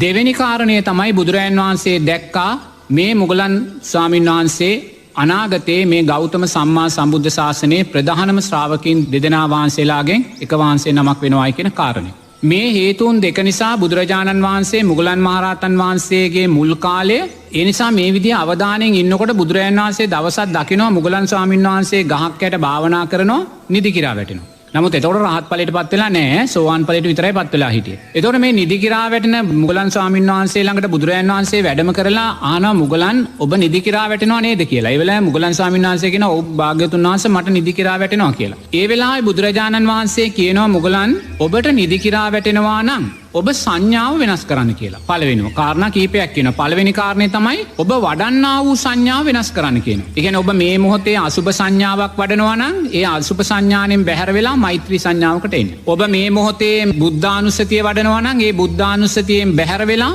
ආනාපාන සතියට එන්න. ඔබ මේ වෙලාවේ අසුභය වඩනවා නම් අසුභයෙන් බැහැර වෙලා මේ වෙලාවේ ධම්මානුපස්සනාවට ඒ වගේ සංඥාව වෙනස් කරන්න කියනවා. ඒ නිසා නිදිමත දැනෙන ඕනෑම වෙලාවක ඔබ වඩන්නා වූ සංඥාව වෙනස් කරන්න. දෙවනුව බුදුරජාණන් වහන්සේ දේශනා කරනවා මේ සංඥාව වෙනස් කරලත් ඔබට නිදිමත දැනෙනවා නම් බුදුරජාණන් වහන්සේ කියනවා ධර්මයක් මෙනෙහි කරන්න කියලා. තේරෙනවද? මොකක් හෝ ධර්මයක් බුදුරජාණන් වහන්සේ දේශනා කළා වූ ධර්මයක් එහෙම නැත්නම් ගාථා රත්නයක තේරුම මෙනෙහි කරන්න කියනවා. එහෙම මෙනෙහි කරද්දිත් ඔබට නිදිමත දැනෙනවා නම් බුදුරජාණන් වහන්සේ ඊළඟට කියනවා යම් ගාථාවක් සත්‍යයනය කරන්න කියලා. ධර්මයක් සත්‍යයනය කරන්න කියලා. දැන් මුලින් මෙනෙහි කරා ඒත් නිදිමත දැනෙනවා දැන් කියනවා සත්‍යයනය කරන. ඒ කියන්නේ ඉතිපිසෝ ගාථා වේවා සබ්බපාපස්සකරණං ගාථා වේවා ඔය වගේ යම් ධර්මයක් සත්‍යයනය කරන්න කියනවා. මේ ධර්මයේ සත්‍යයනය කරද්දිත් ඔබට නිදිමත එනවා නම් බුදුරජාණන් වහන්සේ ඊළඟට දේශනා කරනවා මේ දෑත් දෙකෙන් මේ කම්පෙති දෙක ස්පර්ශ කරන්න කියලා. හොඳින් තදින්. එතකොට කම්පෙති පිරිමැද්දත් ඔබට නිදිමත එනවා නම් මුගලන් ඊළඟට ඔබ සිසිල් පැන් ටිකක් අරගෙන මුව සෝදන්න කියනවා. එතකොට මූණ සේදුවාටත් පස්සේ ඒත් නිදිමත එනවා නම් බුදුරජාණන් වහන්සේ කියනවා එහෙමනම් මුගලන් දැන් සක්මන් කරන්න. සක්මන් කරලත් ඔබට නිදිමත එනවා නම් බුදුරජාණන් වහන්සේ කියනවා මුගලන් ඔබ එහෙමනම් සිංහ සෙයියාවෙන් සැතපෙන්න කියලා. මම මේ වෙලාවේ ඇහැරෙනවා කියලා සිංහ සෙයියාවෙන් සැතපෙන්න කියනවා. ඒතකොට දැන් බුදුරජාණන් වහන්සේ මෙතන කාරණා 6ක් නැත්නම් 7ක් දේශනා කරනවා. ඒතකොට මේ කාරණා 6න් 7න් බුදුරජාණන් වහන්සේ සක්මන් කරන්න කියන කාරණය දේශනා කරන්නේ 6 වෙනි තැනට. මොකද දැන් වර්තමානයේ අපි භාවනා යෝගී පින්වතුන්ලාට සමාජයේ හුඟක් වෙලාවට නිදිමත දැනෙනවා නම් අපි මුලින්ම කරන්නේ මොකද්ද? සක්මන් කරන්න කියන කාරණේ. නමුත් බුදුරජාණන් වහන්සේ මුගලන් මහරහතන් වහන්සේට එහෙම කියන්නේ නැහැ. සක්මනට ඉස්සෙල්ලා බුදුරජාණන් වහන්සේ කාරණා 5ක් දෙනවා. මේ කාරණා 5න් පස්සේ බුදුරජාණන් වහන්සේ සක්මන් කරන්න කියන කාරණේ මතක් කරන්නේ. එතකොට එහෙම මතක් කරලා බුදුරජාණන් වහන්සේ දේශනා කරනවා මේ සක්මන් කිරීමෙන් තියෙනා වූ ආනිසංස 5ක් පිළිබඳ. සක්මන් භාවනාවේ. තේරෙනවද? එතකොට සක්මන් භාවනාවෙන් තියෙන පළවෙනි ආනිසංසය තමයි දෙපා ශක්තිමත් වෙනවා. දෙවෙනි කාරණේ තමයි වීරිය වැඩි වෙනවා. තුන්වෙනි කාරණය බුදුරජාණන් වහන්සේ දේශනා කරනවා යාගේ ආහාර ජීර්ණය ක්‍රමවත් වෙනවා. හතරවෙනි කාරණය බුදුරජාණන් වහන්සේ දේශනා කරනවා යා නිරෝගී භාවයට පත් වෙනවා. පස්වෙනි ආනිසංසය තමයි සක්මන් භාවනාවේදී සකස් වෙන්නා වූ සමාධිය දීර්ඝ වේලාවක් පවතිනවා. මෙන්න මේක තමයි සක්මන් භාවනාවේ තියෙන වටිනාකම. සක්මන් භාවනාවේදී ඇතිවෙන්නා වූ සමාධිය දීර්ඝ වේලාවක් පවතිනවා. මේ එරමිනියා ගොතාගෙන කරන භාවනාවේ වගේ නෙමෙයි. බුදුරජාණන් වහන්සේ ඒක දේශනා කරන්නේ. එතකොට මුගලන් මහරහතන් වහන්සේට බුදුරජාණන් වහන්සේ මේ සක්මන් භාවනාව 5 වෙනි තැනට දෙන්නේ ඇයි? අර මුල් කාරණා 5 වඩාගෙන ඒත් නිදිමත දැනෙනවා නම් බුදුරජාණන් වහන්සේ අනිවාර්යයෙන්ම දන්නවා මේ සක්මනට බැස්සාට පස්සේ සක්මනේදී සකස් වෙන සමාධියේ ශක්තිමත් භාවය නිසා අනිවාර්යයෙන්ම අපි නිින්ද කඩාගෙන එලියට එනවා කියලා. නමුත් අතනදී අපි කෙලින්ම එරමිනියා ගොතාගෙන හිටිය ගමන් අපි සක්මනට ගියා නම් අර කාරණා හතරෙන් අපි දුර්වලභාවයට අර ගත්තා වූ වෙහෙස අපි ගන්නෙ නැහැ, වීරිය ගන්නෙ නැහැ. එතකොට අතනදී අර සංඥාව වෙනස් කරනවා, ධර්මයක් මෙනෙහි කරනවා, ධර්මයක් සත්‍යයනය කරනවා, කන් දෙක පිරිමදිනවා, මූණ සෝදනවා. මේ සියල්ල කරගෙන ඇවිල්ලා නෝනා අර වීරියත් එක්ක මෙයා සක්මනට වැටෙද්දී අනිවාර්යෙන් මෙයා සක්මන තුල ගන්නා වූ සමාධිය ශක්තිමත් භාවයට පත් වෙනවා. තේන එතෙන්දී බුදුරජාණන් වහන්සේ උපක්‍රමශීලී ධර්මයක් තමයි මුගලන් මහරහතන් වහන්සේට දේශනා කරන්නේ. එතකොට මෙන්න මේ ධර්මයේ තුලදී කෙනෙකුට නිදිමත දැනෙනවා නම් අපි ඒ නිදිමත දැනෙන මොහොතේම සක්මනට යන්නේ නැතුව මෙන්න මේ බුදුරජාණන් වහන්සේ දේශනා කළා වූ මාර්ගය පසු කරගෙනයි අපි සක්මනට යා යුතුව තියෙන්නේ. සක්මනට යා යුතුව තියෙන්නේ. එතෙන්දී බුදුරජාණන් වහන්සේ මේ සක්මන් භාවනාවේ තියෙන වටිනාකමේදී කියනවා සක්මන් භාවනාව තුල සකස් වෙන්නා වූ සමාධිය දීර්ඝ වේලාවක් පවතිනවා කියලා. මෙන්න මේක ගොඩාක් වටිනවා. ඒ කියන්නේ යමෙක් භාවනා කරලා එක මොහොතකින් පංච නීවරණයන් නැවත සකස් කර ගන්නවා නම් එවැනි කෙනෙකුට තියෙන එකම එක විසඳුම තමයි සක්මන් භාවනාව තුළ ශක්තිමත් භාවයට පත් වෙන්න. ඒ නිසා නිරේතුරුව ගිහි පින්වතුන්ලාට එරමිනියා ගොතාගෙන භාවනා කරන්නේ මේ අපහසුවක් තියෙනවා නම් අවම වශයෙන් සක්මන් භාවනාවේ හැදීන් යෙදෙන්න අපිට අවස්ථාව තියෙනවා. දැන් මං වැඩ හිටියේ කුටියේ පසුගිය දවස්වල සක්මනක් තියෙනවා. ඒ සක්මනේ දිග මං හිතන්නේ අඩි 35ක් විතර දිගයි. වැලි සක්මනක් අඩි 35ක් විතර දිගයි. ඒ වගේම සක්මන් භාවනාව කරන කෙනාට අනිවාර්යයෙන්ම සකස් කළා වූ සක්මනක් අවශ්‍ය වෙන්නේ නැහැ. ඒ නිසා ගෙදරක ජීවත් වෙන කෙනාට ගෙදර තියෙන ආලින්දය, ගෙදර තියෙන සාලය සක්මනක් හැටියට භාවිතා කරන්න පුළුවන්. තේරෙනවද? සාලය හෝ ආලින්දය හෝ අනිත් අය විවේක ගන්න වෙලාවට, නිින්දට ගිය වෙලාවට සක්මනක් හැටියට අනිවාර්යයෙන්ම යාට භාවිතා කරන්න පුළුවන්. සෝන රහතන් වහන්සේ කියන්නේ බොහොම සුඛෝපභෝගී ජීවිතයක් ගත කරපු ගිහි කෙනෙක්, සිටුවරේ. මේ සිටුවරයා, මේ තරුණයා කවදාක්වත් මේ බිම දෙපා තිබ්බේ නැහැ. සිටු මැදුරේ දෙපා තිබ්බනම් දෙපා තිබ්බේ අර විල්ලුද පලස්ම තමයි. සිටු මැදුරෙන් එළියට ගියා නම් එක්ක ගියේ දෝලාවකින්, එක්ක ගියේ අස්ස කරත්තයකින්මයි. කවදාක්වත් එයා මේ දෙපා බිමට තියලා තිබ්බේ නැහැ. ඒ නිසා මෙයාගේ දෙපා හරිම සිනිඳුයි. සිනිඳු නිසාම මේ දෙපා වලින් රෝම ඇවිල්ලා තියෙනවා. මේ තරුණයා ගිහි ගෙහි කලකිරිලා පැවිදිභාවයට පත් වෙනවා. පැවිදිභාවයට පත් වෙලා සාංශාරික පුරුද්දක් නිසාම මෙයා සක්මන් භාවනාව තමයි තෝරගන්නේ. මේ ස්වාමීන් වහන්සේ, සෝන ස්වාමීන් වහන්සේ සක්මනේ සක්මන් කරනවා. අර දෙපතුල් වල තියෙනා වූ සිනිඳුභාවය නිසා, තුන්වහන්සේ තියෙනා වූ අධිවීරිය නිසා කකුල් තුවාල වෙලා, යටිපතුල් තුවාල වෙලා නොන සක්මන පුරාම ලේ තැවරිලා. මේක බුදුරජාණන් වහන්සේ දිවසින් දකිනවා. දකින්නේ මොකද්ද? මේ සෝන ස්වාමීන් වහන්සේගේ වීරිය. දැකලා මේ සෝම ස්වාමීන් වහන්සේට උපකාරයක් පිණිස බුදුරජාණන් වහන්සේ දෙන්ට වැඩම කරනවා. වැඩම කරලා බුදුරජාණන් වහන්සේ දේශනා කරනවා සෝන අධිවීරියනුත් බැහැර වෙන්න. මොකද අධිවීරිය නිසා අපි තුල නිරේතුරුව මාන්නය, සක්කාය දිට්ඨිය සකස් වෙනවා. ඒක හොඳට තේරුම් ගන්න ඕන. භාවනා කරන කෙනා, පින්කම් කරන කෙනා, ඔය හැම කෙනෙක්ම අධිවීරිය අපිට නිරේතුරුවම සක්කාය දිට්ඨිය සකස් කරලා දෙනවා. ඒ වගේම හීන වීරිය නිරේතුරුව අපිට පංච නීවරණ සකස් කරලා දෙනවා. ඒ නිසා මේ දෙකෙන්ම බැහැර වෙන්න කියලා බුදුරජාණන් වහන්සේ දේශනා කරනවා. ඒතර මේ දෙකෙන්ම බැහැල වෙලා මේ මධ්‍යස්ථ තැනට, මධ්‍යම ප්‍රතිපදාවට එන්න කියලා සෝන ස්වාමීන් වහන්සේට දේශනා කරනවා. එතකොට නිරේතුරුව සක්මනේදී සක්මන් කරද්දී අර අධි වීරිය කියන කාරණිනුත් බැහැර වෙලා, ඒක ඒකාන්තයක්. හීන වීරිය කියන කාරණිනුත් අපිට බැහැර වෙන්න සිද්ධ වෙනවා. ඒ නිසා නිරේතුරුව සක්මනේදී ඊට සුදුසු ඇඳුමක් ඇඳගෙන, සැහැල්ලු ඇඳුමක් ඇඳගෙන සක්මනට ගොඩ වෙන්න. තේරෙනවද? දැන් මං කිව්වා ගෙදර සාලය හෝ ආලින්දය හෝ සක්මනක් හැටියට භාවිතා කරන්න පුළුවන්. මොකද මේක වටින්නේ මොකක් නිසාද? සක්මනේදී සකස් වෙන්නා වූ සමාධිය දීර්ඝ කාලයක් පවතින නිසා. තේරෙනවද? ඒකයි මම මේ ගැන කියන්නේ. එතකොට එයා දැන් සක්මන් භාවනාවේදී සුදුසු සැහැල්ලු ඇඳුමක් ඇඳගත්තට පස්සේ නිරේතුරුව මෙයා සක්මන්ට ගොඩ වෙලා අර මම මුලින්ම කිව්වා වගේ නෝනා සක්මනේ එක කොනක හිටගෙන එයා දෑත් දෙක බිමට වැටෙන ස්වභාවයට තියාගන්න ඕන. කොයිලාකත් අත් ඉස්සරහට බැඳගෙන පිටිපස්සට බැඳගෙන සක්මන් කරන්න බෑ. මොකද හිතේ අරමුණට පිහිටනවා. ඒ නිසා නිරේතුරුවම දෑත් දෙක පල්ලෙහාට වැටෙනසේ සක්මනේ හිටගෙන නිරේතුරුවම අර මං කිව්වා වගේ ප්‍රබෝධමත් හිතක් ඇති කරගන්න. ප්‍රබෝධමත් සැහැල්ලු සිතක්, ප්‍රබෝධමත් හිතක් ඇති කරගෙන නිරේතුරුව තමා තුලින් තමා ප්‍රසන්න සිනහවක් මූණට ඇති කරගන්න. තොල්පෙති විවර කරන්නේ නැතුව ප්‍රසන්න සිනහවක් මූණේ ඇති කරගෙන දැන් එයා සක්මන් භාවනාවට යොමු වෙන්න වෙනවා. දැන් සක්මන් භාවනාවට යොමු වෙන වෙලාවේ නෝනා අපි දකින්න ඕනේ සක්මන් භාවනාවේ තුලින් අපි සමාධිය කියන කාරණේ විතරක් නෙමේ බලාපොරොත්තු වෙන්නේ. එතකොට සෝන ස්වාමින් වහන්සේ සක්මන තුලනේ උතුම් චතුරාර්ය සත්‍ය අවබෝධය මතු කරලා ගත්තේ. එහෙනම් මේ සක්මන් භාවනාව තුළ චතුරාර්ය සත්‍ය මතු කරලා දකින්න පංච උපාදානස්කන්ධයේ අනිත්‍යභාවය මතු කරලා දකින්න අපිට පුළුවන්. ඒ නිසා නිරේතුරුව සක්මන් භාවනාව අපි උපයෝගී කරගන්න ඕනේ ධර්මානුකූලව මේ විදර්ශනාමය නුවණ සකස් කරගන්නමයි. ඒ නිසා ඒ විදර්ශනා නුවණ සකස් කරගන්න සක්මන මතු කරගනිද්දී නිරේතුරුවම සක්මනට ගොඩ වෙලා දැන් මං කිව්වා අධිවීරියට යන්නත් එපා, හීන වීරියට යන්නත් එපා. මොකද සමහර පින්වතුන්ලා මං දැකලා තියෙනවා සක්මනේ වේගයෙන් අඩි තියෙනවා. ඒ කියන්නේ එක පියවරක් තියලා ඊළඟ පියවර අඩි එකමාරක් එහාට තියෙනවා. වේගවත් ආකාරයෙන් සක්මනේ සක්මන් කරනවා. තව සමහර පින්වතුන්ලා මං දැකලා තියෙනවා එක පියවරක් තියලා ඒ පියවරේ ගෑවෙන ප්‍රමාණයට අනිත් අඩිය තියෙනවා. ඒක ඒකාන්තයක්. අර වේගයෙන් ඇවිදිනවායි කියන කාරණේ ඒකාන්තයක්. අර සෙමෙන් පියවර ගැටෙන ස්වභාවයට තියෙමින් ඇවිදිනවායි කියන කාරණේ තව අන්තයක්. මේ දෙක අන්ත දෙකක්. ඒක හොඳට තේරුම් ගන්න ඕනේ. අන්ත දෙක තුල ඇලීම් ගැටීම් තමයි සකස් වෙන්නේ. ඒ නිසා මධ්‍යස්ථ ස්වභාවයට අපි එනවා කියන්නේ එක පියවරක් තියලා ඊළඟ පියවර නෝනා අඟල් 8ක් අඟල් 6ක් වගේ ප්‍රමාණයට තියන්න දක්ෂ වෙන්න ඕනේ. නමුත් සමාජයේ භාවනාවන් උගන්වන පින්වතුන්ලා ගුරු මහත්මීන් ගිහි පැවිදි පින්වතුන්ලා ඉන්නවා. ඒ තැන්වල නෝනා එක එක ආකාරයෙන් සක්මන් භාවනාව පුහුණු කරනවා. තේරෙනවද? පියවරේ ඇතිවීම නැතිවීම දකිනවා, ඔසවනවා, තබනවා, ගෙන යනවා කියලා දකිනවා, වම දකුණ කියලා දකිනවා. මේ සමාජය තුල අප්‍රමාණ භාවනා ක්‍රමවේදයන් තියෙනවා. ඒ ක්‍රමවේදයන් ඔබ පුහුණු කරලා ඒවා තුලින් සමාධියක් විදර්ශනාවක් සකස් වෙනවා නම් ඒ ක්‍රමයන් ඉස්සරහට අරගෙන යන්න. ඒවා ගැන මම මුකුත් හරි හෝ වැරදි හෝ කියන්නේ නැහැ. අපිට අදාළ සමාධියක් ප්‍රඥාවත් කියන කාරණය.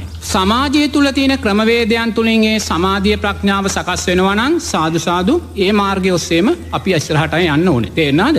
මාර්ගයේ ක්‍රමයේ කුමක් වුණත් ප්‍රශ්නයක් නැහැ. අදාළ වෙන්නේ සමාධිය සහ ප්‍රඥාව. ඒ නිසා මෙතනදී මම ඔබට මතක් කරන්නේ සක්මන් භාවනාව තුලින් විදර්ශනාව මතු කර ගන්නා වූ ආකාරය. ඒ නිසා දැන් ඔබ සක්මනට ගොඩ වෙලා අර ආකාරයෙන් අධිවීර්ය හීන වීර්ය කියන කාරණා බැහැර කරලා නිරේතුරුවම එක පියවරක් තබලා ඊළඟ පියවර අඟල් 6ක් අඟල් 8ක් වගේ ප්‍රමාණයට තබන්න.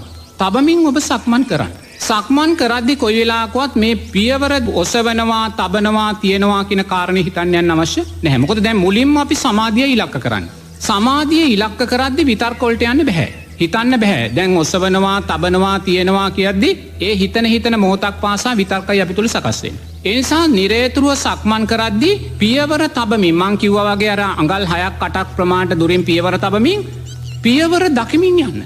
පියවර දෙස දකිමින් යන්න. මේක ඔසවනවා, තබනවා, තියනවා කියන අවශ්‍යතාවයක් නැහැ. හිතන්න අවශ්‍යතාවයක් නැහැ. පියවරේ කුමක්ද සිද්ධ වෙන්නේ? පියවර දෙස දකිමින් යන්න.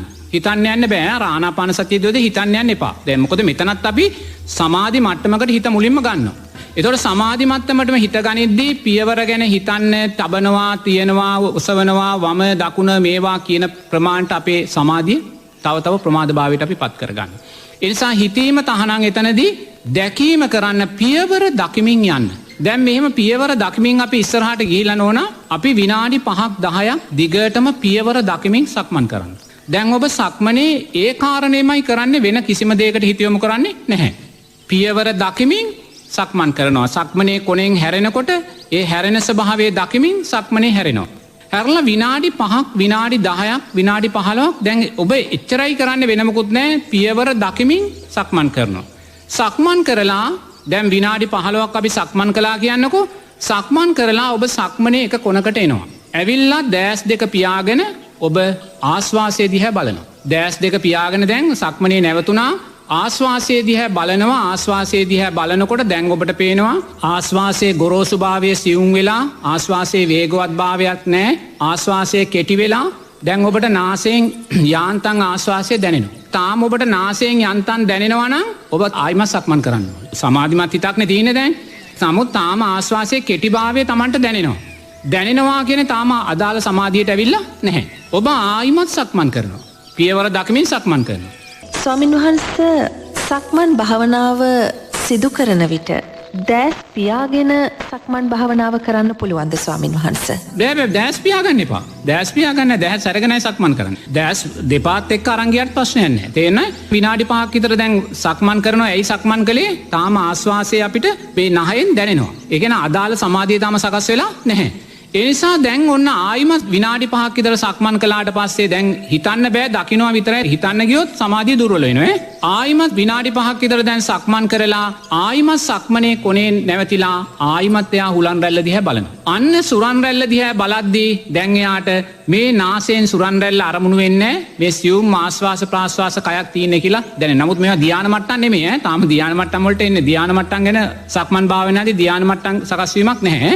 නමුත් දැන් මේ සමාධියයි ගන්නෙ. දැන් අන්න පැය කාලක් භාවනා කරද්දී නෝනා එයාට දැන් තේරෙනවා මේ ගොරෝසු කය සියුම් භාවයට පත් වෙලා මේ සියුම් ආස්වාසය තමයි දැන් Tamanට දැනෙන්නේ. ඒ දැනෙන තැන තමයි අපි විදර්ශනාවට හිත ගන්නවා. දැන් විදර්ශනාවට හිත ගන්නවා කියන තැනදී නිරේතුරුවම දැන් එයාගේ ආස්වාසයේ සියුම් වෙලා ඒ වෙලාව වෙනකොට නෝනා මේ කය ඔබට දැනෙන්නේ නැහැ. ආයිමත් දැන් කකුල් බලනවා මූණ බලනවා ඒව එකක් මෙතන නැහැ. දැන් එයාට කය දැනෙන්නේ නැහැ. එයාට කය දැනෙන්නේ නැහැ කියන්නේ කය ඒ තරම් සියුම් වෙලා තියෙන්නේ. එයාට සියුම් වෙලා තියෙන්නේ මෙතන නිකන් මනෝරූපයක් වගේ තමයි එයාට පේන්නේ. මනෝරූපයක් වගේ තමයි මෙතෙන්ට පේන්නේ. මොකද එච්චරටම පංච නීවරණ තුනී වෙලා. මොකද දැන් ආස්වාසයේ සියුම් තැනටම අපි ගෙනාව ඈ. ඒ සියුම් තැනට ගේනකම් විදර්ශනාවට යන්න එපා. එතකන් සක්මනේ මෙතෙන්ට ගන්න ඕනේ.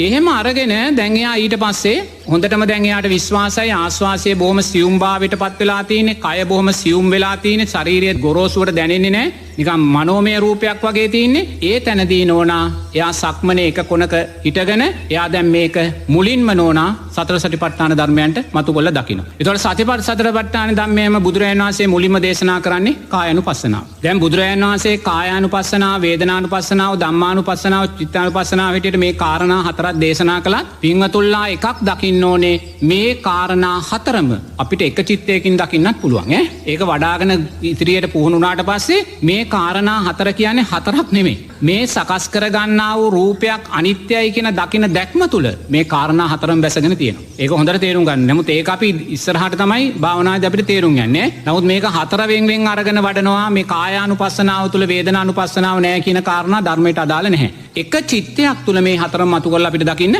පුළුවන්. ඒ නිසා නිරේතුරුව දැන් අපි කායානුපස්සනාව මතු කරලා ගන්න යන්නේ දැන් හිත සමාධිමත් සක්මනේ පියවර දෙස දකිමින් දැන් තමන් ආස්වාසයේ දිහා බැලුවා ආස්වාසයත් හොඳටම සියුම් වෙලා දැන් හිතේ සමාධි මට්ටමේ තියෙනවා ධානා මට්ටම් නෙමෙයි සමාධි මට්ටමේ තියෙන්නේ. එයා දැන් කරන දේ කායානුපස්සනාවට අදාළව දැන් සක්මන භාවනාව යොමු කරගන්න. එතනදී මොකද්ද කරන්නේ? මුලින්ම අට්ටික සංඥාව මතු කරලා ගන්නවා. දැන් මං කිව්වා මේ වෙලාව වෙනකොට එයාට මේ රූපේ ගොරෝසු භාවයක් දැනෙන්නේ මනෝමය රූපයක් දැනෙන්නේ. එයා මේ මනෝමය රූපෙන් සක්මනේ කොනේ හිටගෙන එයා මුළු සක්මන පුරාවට Tamanගේ ඇටසැකිල්ල තියෙනවනේ. ඇටසැකිල්ලෙන් ඇටසැකිලි වලින්ම මේ සක්මන පුරව ගන්න. මනසින් ඇටසැකිලි වලින්ම මේ සක්මන පුරව ගන්න. දැන් එයාට මෙතන රූපය පිළිබඳ ප්‍රශ්නයක් නැහැ. හිත සමාධිමත් නැහැ. මේ රූපය ගැන අවධානය යොමු කරන්න ඕනේ නැහැ. Tamanට නොදෙනී යන තත්ත්වෙට සැහැල්ලු වෙලා තියෙන්නේ. දැන් මෙච්චරලා දැක්කා. දැන් මොකද දැන් විදර්ශනාවට යන්නේ. දැන් විදර්ශනාවේදී හිතන තැනට ආවේ. දැන් අතනින් දැකීම ඉවරයි. දැන් එයා හිතන තැනට එන්නේ. දැන් විදර්ශනාවේදී හිතන්න ඕනේ. මෙනෙහි කරන්න ඕනේ. දැන් එයා මනසින් මුළු සක්මන පුරාම දැන් එයාගේ ඇටසැකිලි වලින් එයා පුරවගත්ත දැන් සක්මනේට වැලි අරමුණු වෙනවද?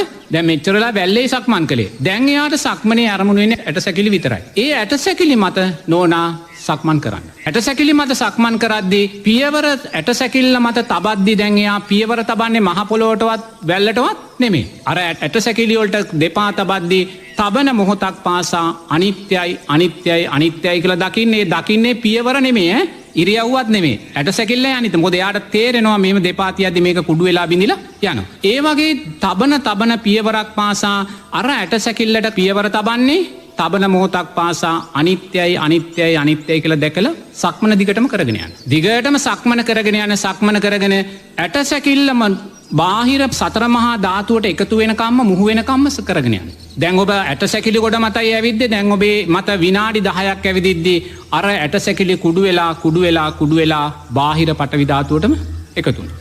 දැන් හිතන්න පුළුවන් නේ ඔබට විදර්ශනා වඩන්නේ.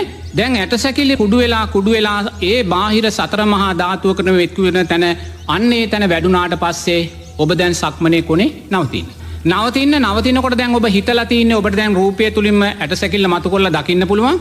ඔබ ඒ රූපය තුලින්ම ඇටසැකිල්ල මතු කරලා දකිමින් දැන් මෙච්චර වෙලා වැඩුවා වූ සක්මන් භාවනාව තුලින් ඔබ සතර සතිපට්ඨාන ධර්මයන් මතු කරලා දකින්න. ඒ සතර සතිපට්ඨාන ධර්මයන් මතු කරලා දකිද්දී ඔබ සක්මන කොනේ හිටගෙන නිරේතුරුව දකින්න මේ අට්ටික සංඥාව මේසා මොහොතක් වැඩුණේ මේ රූපය ඇසුරු කරගෙනයි. මේ වැඩුණා වූ අට්ටික සංඥාව වැඩුණා වූ රූපය නිට්ටයද අනිත්‍යද? අනිත්‍යයි. එනම් මේ සක්මන් භාවනාව තුළ අට්ටික සංඥා වැඩුණා වූ රූපය අනිත්‍යයි කියලා දකිද්දී මේ අට්ටික සංඥාවත් අනිත්‍යයි කියලා දකිද්දී ඒ අපේ තුළ වැඩුණේ කායානුපස්සනාව. ඊට පස්සේ නිරේතුරුව දකින්න මේ අට්ටික සංඥාව මෙච්චර මොහොතක් වැඩුව වෙලාවේ දැන් සක්මනේ අපි හිටගෙන හිතනවා නුවණින් දකින්නවා දැන් සමාධිය පිටමද ප්‍රශ්නයක් ඔබට නැහැ. ඊළඟට දකින්න මේ අට්ටික සංඥා වැඩිම තුළ මා තුළ සකස් වුණේ සැප වේදනාවක්ද දුක් වේදනාවක්ද උපේක්ෂා සහගත වේදනාවක්ද උපේක්ෂා සහගත විඳීම. ඒ උපේක්ෂා සහගත විඳීම නිට්ටය වුණාද අනිත්‍ය වුණාද? ඒ අනිත්‍යයි කියලා දකිද්දීම ඔබ වේදනානුපස්සනාවේ අනිත්‍යභාවය දකින්න. ඊට පස්සේ ඔබ දකින්න මේ සෑම අට්ටික සංඥාවදී මේ සකස් වුණා වූ සෑම සිතුවිල්ලක්ම නිට්ටය වුණාද අනිත්‍ය වුණාද? අපි මුලින්ම අට්ටික සංඥාව දැක්ක. අට්ටික සංඥාව ක්‍රමානුකූලව බාහිර සතර මහා ධාතුවට එකතු වෙන හැටි දැක්ක. මේ සෑම දැක්මක්ම සකස් වුණේ සිතුවිල්ලක් හැටියට. මේ සිතුවිලි නිට්ටයද අනිත්‍යද? අනිච්චිත්තානුපස්සනාවේ අනිත්‍යභාවය දකින්න. මේ අට්ටික සංඥාව මේ සක්මන තුළ වැඩෙද්දී සකස් වුණේ අපි තුළ පංච නීවරණ නෙමේ සප්තබොජ්ජංගයන්මයි. ඒ සප්තබොජ්ජංගයන් නිට්ටයද අනිත්‍යද? අනිත්‍යයි. අන්න ධම්මානුපස්සනාව වැඩන. එතකොට අන්න සක්මන් භාවනාව තුළ අපි සතර සතිපට්ඨාන ධර්මය දැන් එයා සක්මනේ කොනේ හිටගෙන ඒක හිටන්න ඕනේ ඇස් දෙක පියාගෙන. මොකද එයාට දැන් සමාධිය තියෙනවා හිතේ. ඒ සමාධියෙන් එයා හිතනවා. ඊට පස්සේ එයා නිරේතුරුවම ආයිමත් එතන ඉඳන්න ඕන. එයා මේ සක්මන් භාවනාවේ අට්ටික සංඥාව පංච උපාදානස්කන්ධයේ අනිත්‍යභාවයක් හැටියට දකිනවා. ඒ පංච උපාදානස්කන්ධයේ අනිත්‍යභාවයක් හැටියට දකින්නේ මේ සක්මන් භාවනාවේදී මේ අට්ටික සංඥාව වැඩුණේ රූපය ඇසුරු කරගෙනයි. ඒ රූපය නිට්ටයද අනිත්‍යද? අනිත්‍යයි. ඒ කියන්නේ වර්තමාන රූපස්කන්ධයේ අනිත්‍යභාවය දැක්කා. පංච උපාදානස්කන්ධයට අදාළ. එතකොට මේ වැඩුණා වූ ඇලීම් ගැටීම් උපේක්ෂාවන් කියන කාරණා තුල ඇලීම් නෙමේ ගැටීම් නෙමේ සකස් වුණේ උපේක්ෂාවයි සකස් වුණේ සක්මන් භාවනාව තුලේ. උපේක්ෂාව කියන වේදනාව නිට්ටයද අනිත්‍යද? ඒ කියන්නේ වේදනානුපස්සනාව වේදනාස්කන්ධයේ අනිත්‍යභාවය දැක්කා. එතකොට මේ සක්මන් භාවනාව තුළ අපි කොච්චරනම් හඳුනා ගැනීම අපි සකස් කරගත්තද?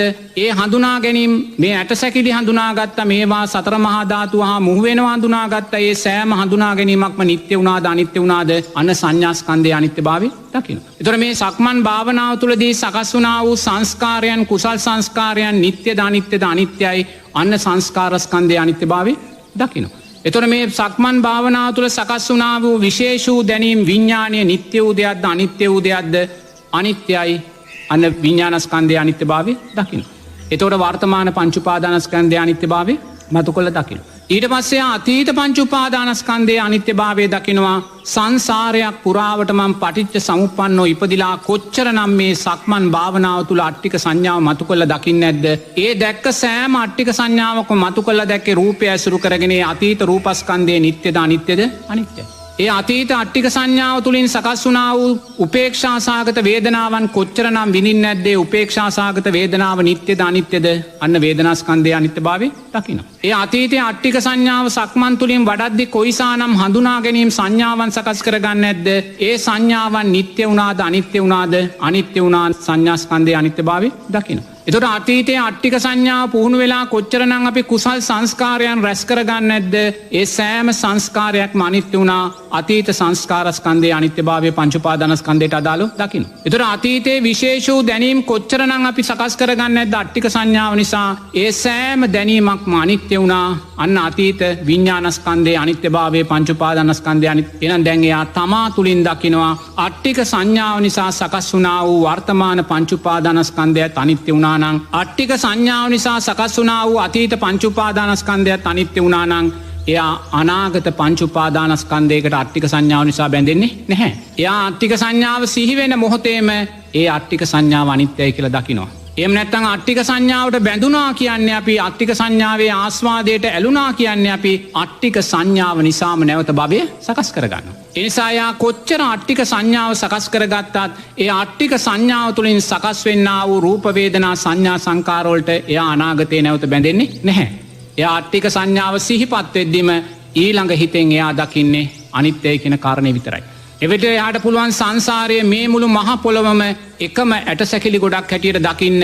ඒ ඇටසැකිලි කාගේවත් නෙමේ පටිච්ච සමුප්පන්නව තමාගේම ඇටසැකිලි කියා දකින්න. එතකොට දැන් අන්න සක්මන තුලින් එයා අට්ටික සංඥාව විදර්ශනා නුවණින් දැක්කා. එතකොට මේක පුහුණු වුණාට පස්සේ නෝනා බුදුරයන් වහන්සේ කියනවා අට්ටික සංඥාවේදී සකස් වෙන්නා වූ සමාධිය දීර්ඝ වේලාවක් පවතිනවා කියලා. ඒ නිසා ඔබ දවසකට පැය භාගයක් මේ අට්ටික සංඥාව මේ විදිහට වැඩුවොත් සක්මන තුලින් නෝනා ඔබ මහපාරේ යද්දිත් කන්තෝරුවේ යද්දිත් ගෙදර ඉද්දිත් ඔබට දැනෙන්නේ මේ ඇටසැකිලි ගොඩක් මත දෙපා තබාගෙන ඉන්නවායි කියන කාරණය. ඔබට ආයිමත් ඊට පස්සේ මේ පැයෙන් පැයට මේ සක්මනට යන්නේ නැහැ. ඔබට ඕන වෙලාවක මහ පොළොව දෙපා තබාගෙන ඉද්දි ඔබට දැනෙන්නේ මගේම ඇටසැකිලි ගොඩ මත දෙපා තබාගෙන ඉන්නවා කියන කාරණය. ඒ සිත සකස් වෙද්දී ඔබට තියෙන අනිත්‍යයි කියලා දකින්න විතරයි. මොකද ඔබ අනාගත පංච උපාදානස්කන්ධයට දැන් බැඳෙන්නේ නැහැ. ඔබ අට්ටික සංඥාවටයි මේ ඇටසැකිල්ලටයි මේ දෙපා තියන්නේ මගේ සංසාරයේ පටිච්ච සමුප්පන්න ඇටසැකිලි ගොඩටයි මේ මං දෙපා තියන්නේ මේ මුළු සත්වර ප්‍රජාවගේම ඇටසැකිලි ගොඩටයි මං කකුලේ තියන්නේ කියන තැනදීම ඔබට තියෙන්නේ ඒ හිත අනිත්‍යයි ඒ අට්ටික සංඥාව අනිත්‍යයි කියලා දකින්න විතරයි. තේරෙනවද? මොකද දැන් ඔබ අතීත පංච උපාදානස්කන්ධයටත් යොමු කරලා බැලුවා අනිත්‍යයි වර්තමාන පංච උපාදානස්කන්ධයටත් අට්ටික සංඥාව යොමු කළා අනිත්‍යයි. ඒ නිසා ඔබ දැන් අනාගතයේ ආයිමත් අට්ටික සංඥාවට බැඳෙන්නේ නැහැ. ඒ වගේ නිරේතුරුවම ඒ සක්මන තුලින් සකස් කරගන්නා වූ ඒ අට්ටික සංඥා සමාධිය නෝන දීර්ඝ වේලාවක් දීර්ඝ කාලයක් පවතින. ස්වාමීන් වහන්සේ දැන් භාවනාවේ යෙදිලා ඉන්න භාවනා යෝගියෙකු මිය ගියහොත් ඒ යෝගියාගේ ඊළඟ භවය කොහොමද ස්වාමීන් වහන්සේ සකස් වෙන්නේ? මෙහෙමයි. ඉතින් භාවනා යෝගීව ඉන්න වෙලාවකට මරණය සිද්ධ වෙන්න පුළුවන්. ඉතින් මරණය සිද්ධ වුණා නම් අනිවාර්යයෙන්ම ඊළඟ උපත සිද්ධ වෙන්නේ උපාදාන පත්‍ය භව කියන ධර්මතාවය. එච්චර වෙන දෙයක් නැහැ. කාගේ මරණ සිද්ධ වුණත් උපාදාන පත්‍ය භව කියන ධර්මතාවය සිද්ධ වෙන්නේ. ඒ වෙලාවේ යාට උපාදානිය උනේ කුමක්ද? ඊට අදාළ භවය සකස් වුණා. එයා ඒ වෙලාවේ ආනාපාන සති ආස්වාදයට අදාළව හිටියනම් රූපාවචර ධානය වලට ආස්වාදයට අදාළව හිටියනම් රූපාවචර බ්‍රහ්මතලයේ ඉපදෙයි. අරූපාවචර ධානවල ආස්වාදයට අදාළ උපාදානය සකස් වුණා නම් අරූපාවචර ධානයක උපද්ද. ඒ වගේ මෙයා අට්ටික සංඥා වඩමින් අට්ටික සංඥාවේ ආස්වාදයට බැඳිලා හිටියනම් එයා සස්ත්‍රීක දිව්‍ය තලයක ඉපදෙයි. විදර්ශනා නුවණ සකස් වුණේ නැහැ. එයා ආස්වාදයට බැඳුනේ. නමුත් එයා වඩන්නේ අට්ටික සංඥාව. එයා වඩන්නේ මරණානුස්සතිය. එයා වඩන්නේ ආයතන භාවනාව. නමුත් නෝන එයා ආස්වාදයට බැඳිලා ඉන්නේ.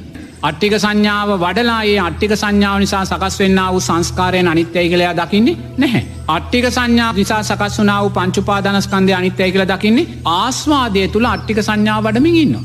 ආස්වාදයේ තුල සතර මහා ධාතු වඩමින් ඉන්නවා. ආස්වාදයේ තුල ආයතන භාවනාව වඩමින් ඉන්නවා. ආස්වාදයේ තුල මරණානුස්සතිය වඩමින් ඉන්නවා. ඒතකොට ඒ ආස්වාදේ නම් ආදීනවයක් තියෙනවා. ඒ කියන්නේ භවය සකස් වෙනවා. ඒ විදර්ශනා නුවණක් ඇති කරගත්තේ නැහැ. ඒතකොට ආස්වාදයේ තුල මරණානුස්සතිය වඩමින් ඉඳමිනුත් ඒකේ ආස්වාදයක් ඇති කරගත්තා නම් එයා සස්ත්‍රීක දෙවියෙක් වෙලා සස්ත්‍රීක මිනිසෙක් වෙලා ඉපදෙයි.